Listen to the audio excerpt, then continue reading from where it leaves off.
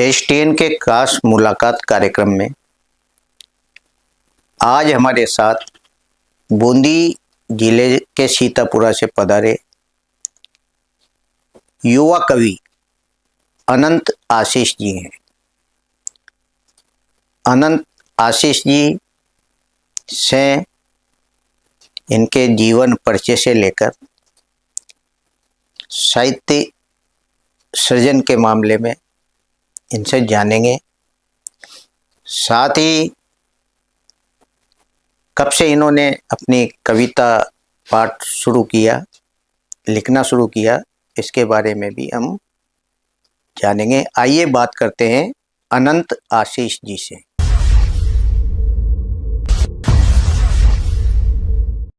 अनंत जी, आपका हमारे स्टूडियो में बहुत बहुत स्वागत है। धन्यवाद सर। सबसे पहले तो मैं एसटीएन के सभी श्रोताओं को धन्यवाद देता हूं कि वे इस अभूतपूर्व कार्यक्रम से जुड़े हुए हैं। मैं मूलतः बूंदी जिले का तालेड़ा कस्बा है जी, वहाँ एक गांव है, सुदूर गांव है। हालांकि गांव कहना उसे अपने आप में अपराध होगा जी, क्योंकि वहाँ की जो सौम्यता देखने लायक है। अगर कोई अभी आप जाओ तो वहां पर देख के आए, बेहद अच्छा बना रखा है। तो मैं उस गाँव से सीतापुरा जगह से बिलोंग करता हूँ। मैं 10-12 साल 15 साल से कोटा में ही रहता हूँ जी।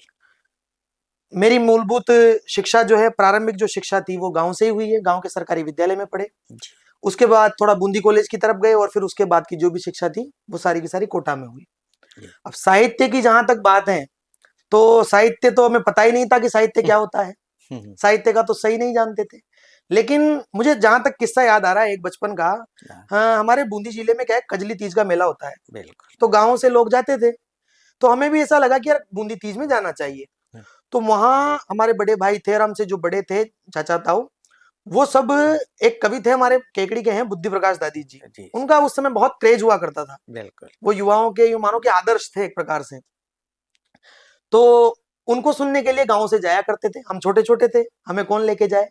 तो गांव से ऑटो करके 5-5 7-7 रुपए देके, 2006-7 के आसपास की बात बता रहा हूँ, उसमें 5-5 रुपए में ऑटो करके बूंदी कजली तीज में जाया करते थे और बुद्धि प्रकाश जी को सुना करते थे। उनको स्पेशल सुनने के लिए हम जाया करते थे। तो इस प्रकार हम धीरे धीरे सुनते हुए आगे बढ़ते चले गए और फिर कोटा आ गए। तो कोटा में भी ज्यादा जानकारी साहित्य के बारे में हमें नहीं थी। फिर कोटा दशहरे में कवि सम्मेलन में जाते थे तो सुनते थे। ऐसे देखते देखते सुनते सुनते हमने थोड़ा सा लिखना प्रारंभ किया। अब पहली बार लिखना ऐसा होता है कि हम लिखते हैं पर किसी को बता नहीं पाते। बिल्कुल। हमारी भावनाएं जब कागज पर उतरती है तो हम उसे दूसरे के सामने ला नहीं पाते, थोड़ा शर्म सी झिझक सी आती है। फिर कक्ष में बोलते हैं 26 जनवरी 15 अगस्त पे बोलते हैं और थोड़ा सा लिखना प्रारंभ हुआ। फिर लिखते लिखते एक दो चीजें लिखी और हमारे बड़े भाई कुलदीप जी थे, उनको सुनाने लगे और ऐसे करते करते थोड़ा सा हमारा कारवां बढ़ता चला गया और धीरे धीरे हम लिखने के, अभी भी पता नहीं कविता तो कर लिख पाए हैं कि नहीं लिख पाए हैं, पर ये एक 2-4 टूटे फूटे शब्दों को क रूप में जोड़ लेते हैं और उसे कविता कहने का दुस्साहस भर करते हैं। तो ये हमारी प्रारंभिक जर्नी थी सर। जी। आनंद जी, पहली जो कविता आपने लिखी और फिर आपने सुनाई वो कौन सी थी और कैसा लगा था उस समय? मुझे याद आ रहा है कि 2012 में भारत में एक जघन्य अपराध हुआ था। वैसा अपराध दोबारा भारत के इतिहास में नहीं होना चाहिए। 2012 दिल्ली में, आपने भी पता होगा, दामिनी दुष्कर्म नाम से एक घटना घटित हुई थी। बिल्कुल। मैंने पहली बार उस पर कुछ पंक्तियां लिखी थी। खूब लोगों ने वो पसंद भी की, लेकिन उसके पीछे जो दर्द था वो बहुत मार्मिक दर्द था कि महिला उत्पीड़न की ऐसी घटनाएं जब हमारे सामने आती है तो फिर मुझ जैसे युवा कवि ने, जब तो मैं बाल्यपन में ही था, मैंने लिखा और लिखते ही लोगों ने उसे अच्छा बताया और उस समय के परिप्रेक्ष्य के हिसाब से वो पंक्तियां सही थी। बाद में लोगों ने उसे, जैसे कई विद्यार्थियों ने मुझे, सहपाठियों की भी फोन आए कि हमने आज तुम्हारी कविता वहां पढ़ी थी, आज हमने कॉलेज के उस कार्यक्रम में पढ़ी थी, आज हमने तुम्हारी कविता वहां पढ़ी थी। तो मुझे याद आ रहा है कि वो कविता मैंने पहली बार लिखी थी और फिर बाद में वो कविता बहुत अच्छे से लोगों ने गाई भी थी, मैंने भी गाई थी और काफी अच्छी वो सोशल मीडिया के माध्यम से लोगों तक पहुंची भी थी। तो मुझे ये याद आ रहा है कि वो कविता पहली कविता थी। याद है उस कविता, तो अब तो बहुत पुरानी कविता होगी, पर उसकी 2-4 चीजें मुझे, मैं लास्ट वाला कुछ छंद याद आ रहा है, मैं सुना देता हूँ।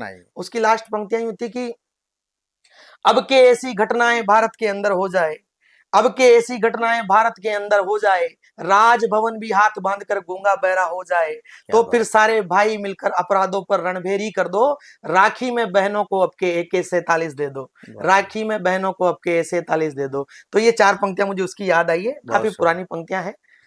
तो ये इस प्रकार कविता मैंने लिखी थी। बिल्कुल।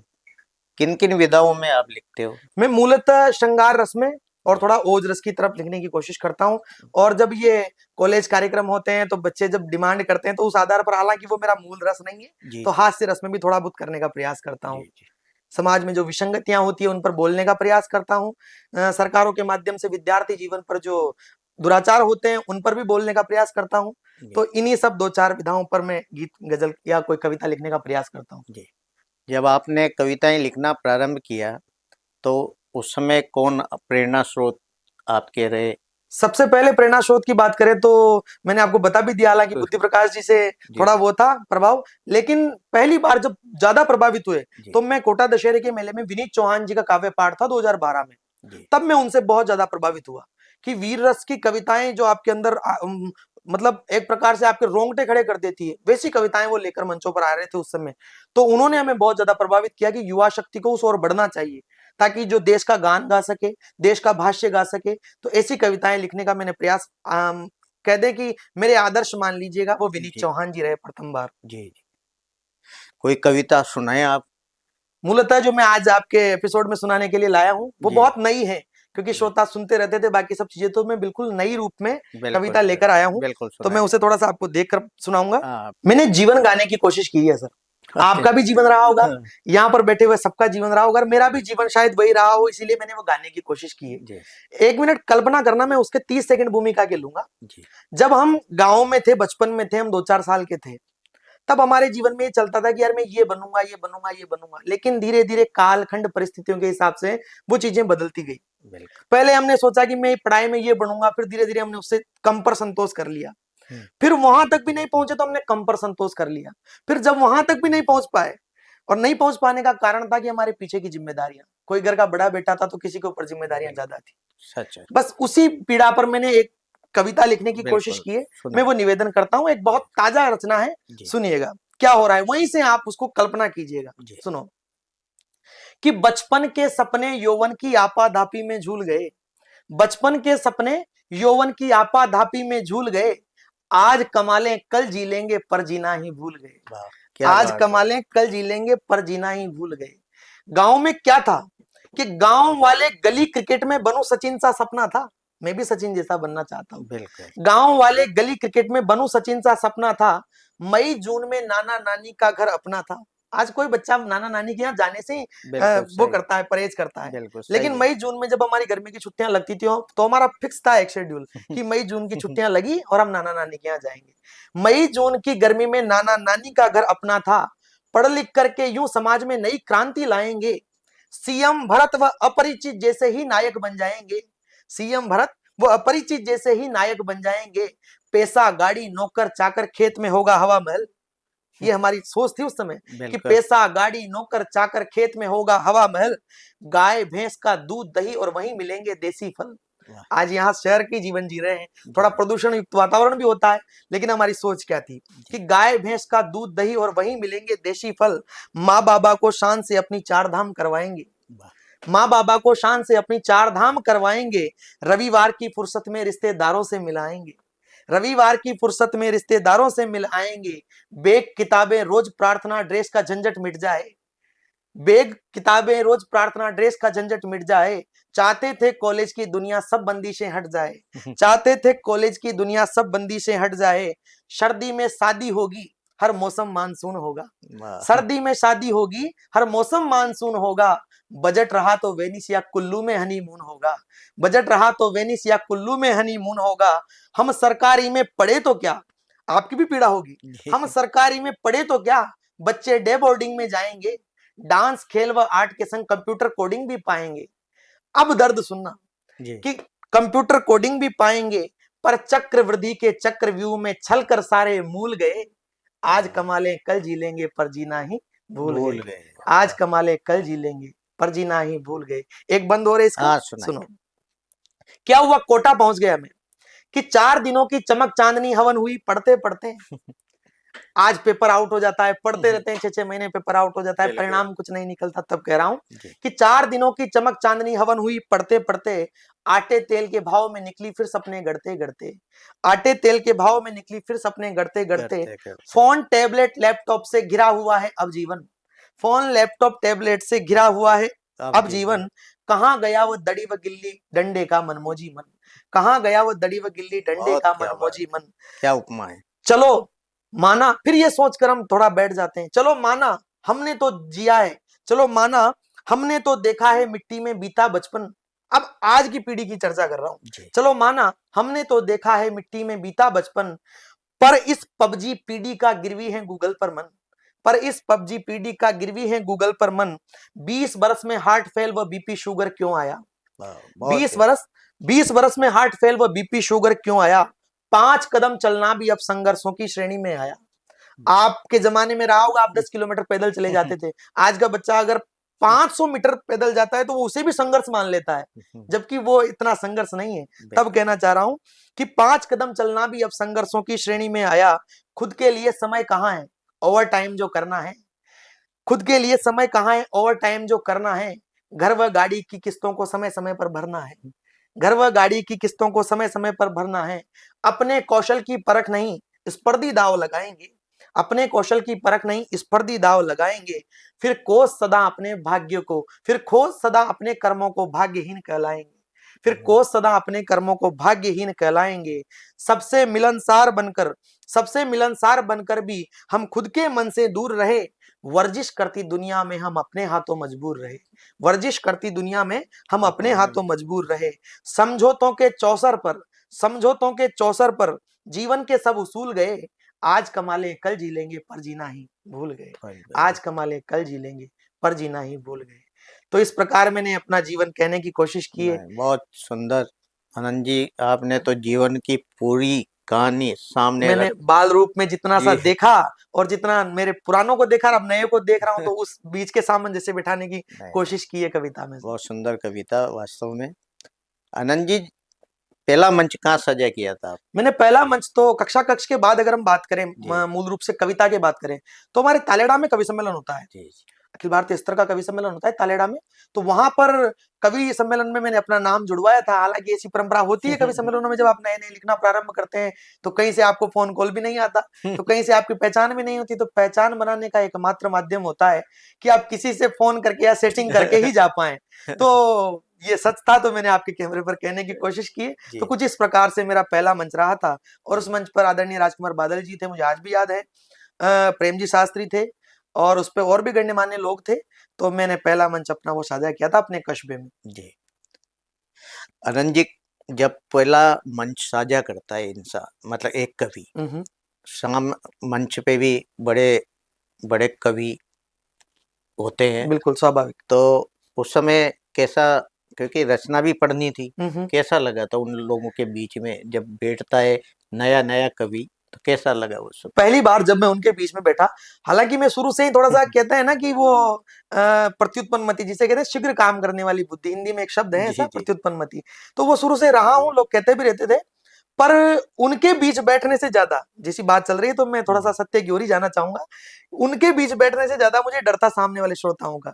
और श्रोताओं का भी नहीं था, क्योंकि श्रोताओं में मेरा ही परिवार बैठा हुआ था। अब मेरे सामने दोहरी जिम्मेदारी थी कि घर वालों के सामने मुझे वो पढ़ना है जो मंचानुकूल हो, जो स्तरीय भी हो।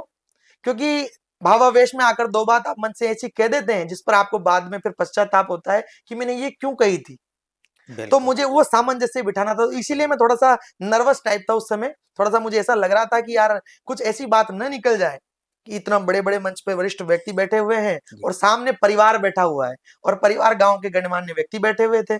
तो मैं उन दोनों के बीच ऐसा सामंजस्य बनाने की कोशिश कर रहा था, तो इसीलिए मैं थोड़ा सा नर्वस था उस समय। जी आनंद जी, आजकल देखा जाता है, आप हम कुलदीप जी और आपकी जिन रचनाओं को सुन रहे हैं और आपकी जो अभिव्यक्ति है उसके बारे में जान रहे हैं, देखा जाता है कि मंचों से पूर्णता परोसी जाती है। बिल्कुल। हास्य उसे कहते हैं जो बात करने से ही निकलता है, और मतलब दर्शक हंस लेता है। जो आज पूर्णता कई मंचों से देखी जाती है, तो इस पर आपका क्या कहना है? इस पर सबसे बड़ा तो यह है कि हास्य उत्पन्न करने के लिए आपको पूर्णता की आवश्यकता ही नहीं है। हास्य तो मैं आपको एक छोटा सा उदाहरण देकर थोड़ा सा कहने की कोशिश करूंगा। मैं मेरे गांव की ओर लेकर चलता हूं आपको। मेरे गांव के मुझे एक किस्सा अचानक से याद आया है, बिल्कुल त्वरित गति से। हमारे गांव में आज से 5 से 7 साल पहले एक व्यक्ति था, वो काफी समय से सब्जी बेचने आ रहे थे। जी। ज्वलंत किस्सा है, सब्जी बेचने आते थे। उनको गांव वालों ने उनका नाम ही राजा बाबू रख दिया। गांव के व्यक्ति थे, पर सब्जी बेचना आम कला है, आमतौर पर सब बेचते हैं, लेकिन उनका सब्जी बेचने का स्टाइल बहुत अलग था। जैसे कविता की बात करें ना, तो कविता में बात करना, कोई भाभी हो, कोई बहन हो, कोई बेटी हो और कोई बड़ा हो, सबका अपना अपना सम्मान, पर उस लहजे में भी वो सब्जी बेचते थे और ऐसी कविता कहते थे, ऐसा उनका कहन था कि वो आज भी याद आते हैं। अब ईश्वर का ऐसा कोप रहा कि वो दिवंगत हो गए हमारे बीच से। हमारा गांव आज भी उनकी कमी महसूस करता है, पर हास्य वो भी करते थे। उनका हास्य 2-2 दिन तक महिलाओं को याद रहता था। अगर एक दिन गांव की गली में राजा बाबू नहीं आए सब्जी लेकर, तो शायद महिलाएं सब्जी नहीं लेंगी किसी दूसरे व्यक्ति से। हास्य, उनके हास्य की वजह से उनसे बहुत ज्यादा महिलाएं और पुरुष प्रभावित थे, सबसे अपनत्व बनाकर रखते थे। तो उनका और हास्य, मैं आज के मंच के अनुकूल बात नहीं कर रहा हूं, मंच पर तो सभी प्रकार के हमसे बड़े भी हैं और छोटे भी हैं। मंच पर जो हास्य चल रहा है, इससे 3 गुना हास्य वो पैदा कर देते थे वहां मंच पर। हमारे बगल में एक अंकल जी रहते हैं, वो अगर सामान्य बातचीत भी करेंगे, जैसे कि आप यहाँ चाय बनी क्या, इस चाय बनने के क्रम को भी वो इस प्रकार प्रस्तुत करेंगे कि जैसे कोई बहुत बड़ा हास्य सम्राट पद्मश्री व्यक्ति बात कर रहा हो। तो हास्य, और बिल्कुल उसमें एक प्रकार की भी फुहड़ता नहीं रहेगी। तो मैं उस हास्य को जानता हूं, मैंने हास्य वहां से सीखा है। करुणा है, वेदना है, मैंने वहां से सीखी है उन लोगों से कि महिलाओं से किस प्रकार बात करना है, महिलाओं के बीच भी अगर हास्य प्रस्तुत करना हो तो किस प्रकार का हास्य प्रस्तुत किया जाए। और एक इस पर महत्वपूर्ण गंभीर टिप्पणी ये करूं कि हास्य ऐसा प्रस्तुत हो मंच से कि पिता अपनी बेटी के साथ सुन सके और बेटा अपनी माँ के साथ सुन सके, तो फिर वो हास्य अपने आप में सर्वस्वीकार्य होगा। बिल्कुल, बहुत सुंदर बात आपने। आज इस तरह आज के युवा जो लेखनी चलाते हैं, वह इस तरह की बात करे तो समाज में एक सही संदेश जाता है। अनंत जी, अब तक कितनी कविताओं का संग्रहण आप कर चुके हैं? संग्रहण के आधार पर तो मूलतः मैं 1 मिनट और बताना चाहूंगा आपको कि मेरा हिंदी साहित्य से कोई वास्ता नहीं है दूर दूर तक। मैं मेडिकल का छात्र रहा हूं, मतलब मैंने शुरू से ही ये सोचा था कि मैं डॉक्टर बनूं, लेकिन आर्थिक तंगी और ग्रामीण परिवेश के अभाव में मैं डॉक्टर नहीं बन पाया। मैं शुरू से ही बायोलॉजी से आता हूं, विज्ञान संकाय का विद्यार्थी रहा हूं और आज भी विज्ञान संकाय का ही टीचर हूं, तो बायोलॉजी पढ़ाता हूं। साहित्य से मेरा दूर दूर तक कोई नाता नहीं है, लेकिन मैंने पहली बार अपनी मास्टर्स कंप्लीट की तो वो हिंदी साहित्य में की, क्योंकि मेरी हिंदी में शुरू से ही बहुत अच्छी रुचि रही थी। और एक आरोप भी था कि कवि जो बन सकता है, कल्पना जो कर सकता है, उसका जो पीछे का बैकग्राउंड होना चाहिए वो हिंदी साहित्य से ही होना चाहिए। तो मैंने उसको भी थोड़ा सा कि खारिज करने की कोशिश की, क्योंकि मेरा बैकग्राउंड पूरा विज्ञान से था। मैंने हिंदी साहित्य में अपना एमए किया, उसके बाद हिंदी में ही कविताएं लिखी और व्याकरणगत रूप से भी मैं बहुत सक्षम कविताएं लिखता था, क्योंकि उनकी व्याकरण कोटियां शुद्ध हो। आज भी कई लोग, कई बड़े लोग, मैं नाम तो नहीं लूंगा, लेकिन उनको जब व्याकरणगत त्रुटियां देखनी होती है तो वो फिर मेरे पास भेजते हैं। तो मैं अपने आप को सौभाग्य मानता हूं कि मैं विज्ञान का विद्यार्थी रहा हूं, विज्ञान का ही टीचर रहा हूं और आज मैं हिंदी साहित्य की कुछ त्रुटियों को देख पा रहा हूं। तो ये मेरा सौभाग्य है, हिंदी ने मुझे इतना दिया है। तो मैं ये मानता हूं कि विषय से तो कोई इसका प्रभाव नहीं पड़ता, कल्पनाएं अपने आप में कविता करने के लिए आपको प्रोत्साहित करती है। बिल्कुल। तो मैंने कविताएं लिखना प्रारंभ किया। अब कविताओं की ये है कि मैं विज्ञान विषय पर भी कविताएं लिखता हूं, कई कई चीजें। मैं अपनी छोटी छोटी मुक्तक, छोटी छोटी कविताएं समाज में जो भी विसंगतियां होती हैं उन पर बोलने का प्रयास करता रहता हूं अक्सर। जैसे कोई पेपर आउट हुआ तो सबसे पहले, कोई नहीं बोलेगा तो सबसे पहले सबको पता है कि अनंत आशीष अपनी बात लेकर पहुंच जाएगा, चाहे वो किसी भी माध्यम से हो। तो ये है, तो कविताओं के संग्रहण के रूप में मैंने ओज रस पे 5 से 6 कविताएं लिखी हैं, श्रृंगार रस पे मैंने 10 से 20 गीत लिखे हुए हैं अभी, और मुक्तक मेरा ज्यादा रहता है हमेशा, और समसामयिक घटनाओं पर मैं रचनाएं लिखता हूँ। तो ऐसे गिनती के हिसाब से तो मैं नहीं बता सकता, लेकिन सभी विषय पर मेरा समान रूप से कलम चलाता हूँ और अच्छी अच्छी कविताएं आप लोगों तक भेजने की कोशिश करता हूँ। अच्छी लग जाती है, मुझे तो नहीं पता अच्छी है बुरी है, लेकिन मैं लिखने की कोशिश करता रहता हूँ। कोई मुक्तक को सुनाए? मैं एक मुक्तक सुनाने का प्रयास करता हूँ, सुनिए। बिल्कुल आज बिल्कुल ताजा रूप में सुनाने की कोशिश करता हूँ। देखो, मुक्तक से पहले मैं एक छंद सुनाता हूँ आपको साहित्य का। मैंने एक छंद लिखा है मित्रता के नाम, सुनिए। कि मित्रता के लिए कर्ण पाप पुण्य भूल गया, शत्रु हो गया था वो स्वयं भगवान का। मित्रता के लिए कर्ण पाप पुण्य भूल गया, शत्रु हो गया था वो स्वयं भगवान का। एक विज्ञान का छात्र लिख रहा है। बिल्कुल। मित्रता के लिए कर्ण पाप पुण्य भूल गया, शत्रु हो गया था वो स्वयं भगवान का। क्या बात। एक दास विभीषण दासरथी चरणों का, मिटवाता नायक पुलस्त्य खानदान का। वाह। मिटवाता नायक पुलस्त्य खानदान का। कि सखा प्रेम सिंधु को भी बांध लेता मन से तो चेतक प्रमाण था राणा के अभिमान का। वाह। और एक अंश भात का जो परोसा सुदामा ने तो, एक अंश भात का जो परोसा सुदामा ने तो फर्क भूल गए काना झोपड़ी मकान का। वाह। फर्क भूल गए क्या काना बात है। झोपड़ी मकान का। बहुत सुंदर। पंक्तियां सुनिए कि मन रूपी नयनों से देख लोगे मन में तो बेटियों में सूरज की लाली दिख जाएगी। वाह। कभी मीरा माधव के मोह में मिलेगी और कभी बेटियों में झांसी वाली दिख जाएगी। जी। कि सहज सरल सर सलीले सरसता से बेटियों में पूजन की थाली दिख जाएगी। और हो विनीत प्रेम साधना करो तो राधा सीता, वरना बेटियों में कंकाली दिख जाएगी। हो विनीत प्रेम साधना करो तो राधा सीता, वरना बेटियों में कंकाली दिख जाएगी। तो ये छांदिक रूप था। धीरे धीरे मैं, आपने मुक्तक की चर्चा जी। की है तो मैं एक मुक्तक भी, बिल्कुल सुनाइए। छंद खूब सारे लिखे हैं पर एक मुक्तक आपको हाँ। सुनाने की कोशिश करता हूँ। देखिएगा, बिल्कुल नया मुक्तक है। कि जब जवां हो गए तो जवानी हुई, वाह। कि क्या जब बात। जवां हो गए तो जवानी हुई, हाँ तभी से शुरू वो कहानी हुई। हाँ तभी से शुरू वो कहानी हुई।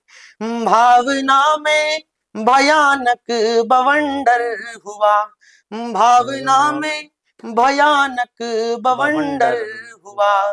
बादशाह हम बने और वो रानी हुई, वाह। बादशाह हम बने और वो रानी हुई। मुक्तक सुनना। जी।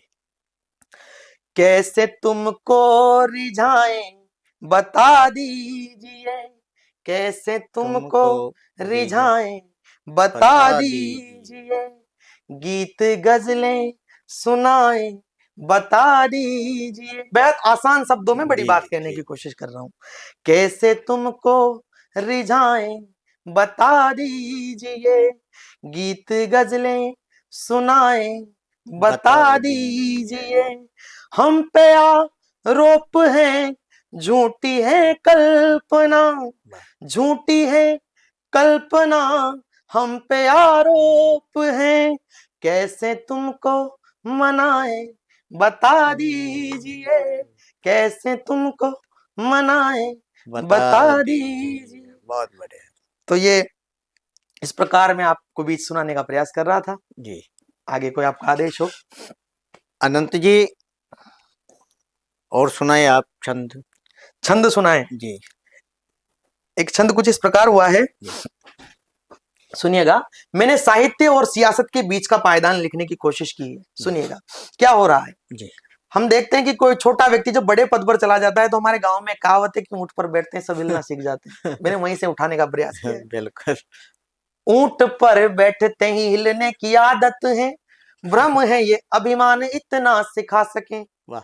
जिसके रहे वो सहचर खुद रघुवर, ऐसे भाइयों का बाली ताज नहीं खा सके। वाह। जिसके रहे हो सहचर खुद रघुवर, बाली ऐसे भाइयों का ताज नहीं खा सके। कि भ्रष्ट आचरण और चंद पापधारियों का लेखा जोखा हम चित्रगुप्त को लिखा सकें। और जब राजनीति शब्द नीति से परे हो तब साहित्य सियासत को आईना दिखा सके। साहित्य सियासत को आईना दिखा सके। कि कहीं मंथराएं इस अवध की बगिया को क्रूर नीति नियमों से बांटने में दक्ष हैं। कई मंथराएं इस अवध की बगिया को क्रूर नीति नियमों से बांटने में दक्ष हैं। और कहीं देवव्रत सब कुछ जानते हैं किंतु जानबूझ कर कौरवों के पक्ष हैं। और कहीं देवव्रत सब कुछ जानते हैं किंतु जानबूझ कर कौरवों के पक्ष हैं। है समर कलयुगी घोर पाप का प्रताप किंतु राजनीति तम अखियों समक्ष है। और सिंह का शिकार करने चले हैं श्वान एक और 10 दूजी और एक वक्ष हैं, सिंह का शिकार करने चले हैं श्वान, एक और 10 दूजी और एक वक्ष हैं। वाह, बहुत सुंदर, बहुत बढ़िया। आनंद जी, आपके विज्ञान विषय का और शब्दों की जो आपकी जो लिखावट है, ये बचपन से ही चली रही, तो विषय क्यों लिया आपने विज्ञान, हिंदी साहित्य की जगह विज्ञान विषय चुना, इसके पीछे? मुझे सबसे पहले तो जाना ही मेडिकल में था जी। मैंने उसके लिए बहुत प्रयास किए, मैं रोया, मैंने घर वालों से प्रयास भी किए कि मुझे बायोलॉजी दिलाई जाए, लेकिन घर वालों का कतई प्रयास नहीं था, क्योंकि ऐसा कहा जाता है कि उसमें आमतौर पर खर्चा ज्यादा आता है, पैसे बहुत ज्यादा चाहिए होते हैं, ऐसी धारणाएं बनी हुई थी पूर्व नियोजित। लेकिन घर वाले ज्यादा शिक्षित वर्ग नहीं था, तो मैंने जैसे ही बायोलॉजी का प्रयास किया तो घर वालों ने मना कर दिया एक सिरे से। लेकिन मेरा शुरू से ही मानस था कि मुझे मेडिकल में जाना है। मैं प्रतिभावान छात्रों में से रहा हूँ स्कूल में, तो शिक्षा से मेरा बहुत अच्छा नाता रहा है शुरू से, ऐसा नहीं है कि मैं दोयम दर्जे के विद्यार्थियों में रहा हूँ। तो शिक्षकों ने भी कहा कि इसे बायोलॉजी दिलाई जाए, लेकिन घर वाले उसके पक्ष में नहीं थे। फिर भी मैंने लड़झगड़ के गांव के एक स्कूल में मैंने बायोलॉजी ले ली, कोटा नहीं भेजा, तो मैंने बायोलॉजी तो वहां से ले ली, लेकिन मेरी कविताओं का जो अंश था वो मुझ में बाद में आया। तो मुझे बाद में एहसास हुआ कि मैंने कहीं गलती तो नहीं कर दी। लेकिन फिर मैंने कहा कि ये गलती नहीं हो सकती, इसे ही हम हथियार बनाएं। मैं आज भी जब बच्चों को पढ़ाता हूँ, बायोलॉजी पढ़ाता हूँ, तो मैं उनसे एक ही बात कहता हूँ कि आपकी सामर्थ्य को कोई भी विषय चयनित नहीं कर सकता, उसको कोई भी विषय आपका परिभाषित नहीं कर सकता, आप किसी भी विषय से आते हो। हमने देखा है हमारे वीर रस में बड़े कवि हुए हैं डॉक्टर हरिओम परमार जी, वो खुद बॉटनी विषय से हैं, बिल्कुल, तो वो आज वीर रस के बड़े कवि हैं। कुमार विश्वास जी, जिनका नाम हिंदी कविता में बड़े आदर के साथ लिया जाता है मंचीय कवि के रूप में, वो खुद विज्ञान संकाय से रहे हैं, इंजीनियरिंग छोड़कर कविता में गए हैं। तो विषय की कोई बाध्यता नहीं थी। फिर धीरे धीरे हिंदी में मेरी रुचि थी, मैंने पढ़ना स्टार्ट किया। मैंने रामधारी सिंह दिनकर जी को, मैंने अध्ययन काफी अच्छा किया शुरू से ही। दिनकर जी को पढ़ा, निराला जी को पढ़ा, पंत जी को पढ़ा, और आज भी मैं लगा रहता हूँ। मतलब मेरी विषय से इतर भी अगर मुझे कोई अच्छी बुक पढ़ने को मिलती है तो मैं पढ़ता रहता हूँ।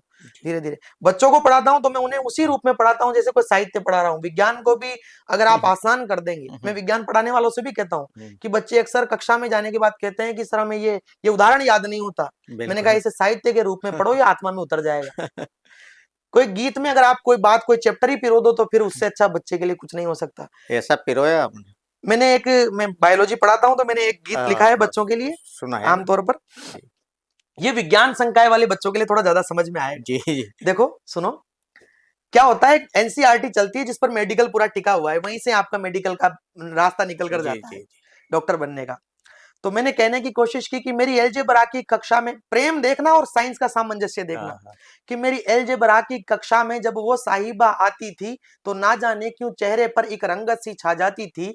आलिंद निलय की धड़धड़ से, दिल के दो भाग होते हैं आलिंद निलय, आलिंद निलय की धड़धड़ से दिल बेधड़क सा हो उठता था, हृदय का सर्वसिद्ध शायर यूं जागृत हो उठता था। अणु परमाणु यौगिक क्रियाएं अंबर तक छुआती थी, अग्न्या से पीयूष सिराव धमनी रुद्ध हो जाती थी। अग्न्या से पीयूष सिराव धमनी रुद्ध हो जाती थी। स्वर्ण मुख का नूर देख सिल्वर प्लेटिनम शर्मिंदा थे, जैसे मेरे बंजर मन में केजुराइना कैक्टस जिंदा थे। ये पूरे उदाहरण है एनसीईआरटी। जैसे मेरे बंजर मन में केजुराइना कैक्टस जिंदा थे, साइकस के जैसा नाक था उसका पाइनस जैसे कान, साइकस के जैसा नाक था उसका पाइनस जैसे कान, नायलॉन से केस थे जिन पर लेग्यूमिनेसी प्रतान, नैनों से नैन मिले नजरों ने एल्कोहल पिया था, हीरे से धवल नेत्र में मानो ग्रेफाइट सा कॉर्निया था। प्रोटीन विटामिन थे प्रचुर, अब कल्पना देखिए प्रेम में, प्रोटीन विटामिन थे प्रचुर, वो अम्ल क्षार सी लगती थी। प्रेम रोग में साहिबा संतुलित आहार सी लगती थी, प्रेम रोग में साहिबा संतुलित आहार सी लगती थी। मैं बायो का छात्र, वो उसकी मैथ्स की कक्षा चलती थी, मिलते थे रासायन में फिर लव केमिस्ट्री चलती थी। उसका भी रुतबा अपने भी काका की कोचिंग थी, पर इजहार न हो पाया वो रानी कम किंतु किंग थी। लेड और सल्फर सा डूबा मैं एक संचायक सेल था, 3 बरस तक कलमकार हर प्रेम विषय में फेल था, 3 वर्ष तक कलमकार हर प्रेम विषय में फेल था।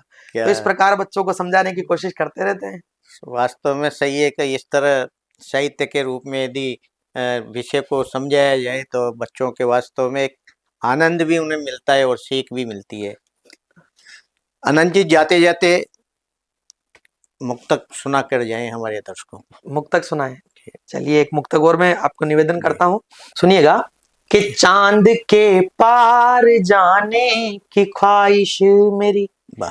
चांद के पार जाने की ख्वाहिश मेरी, ये जहां वार जाने की ख्वाहिश मेरी।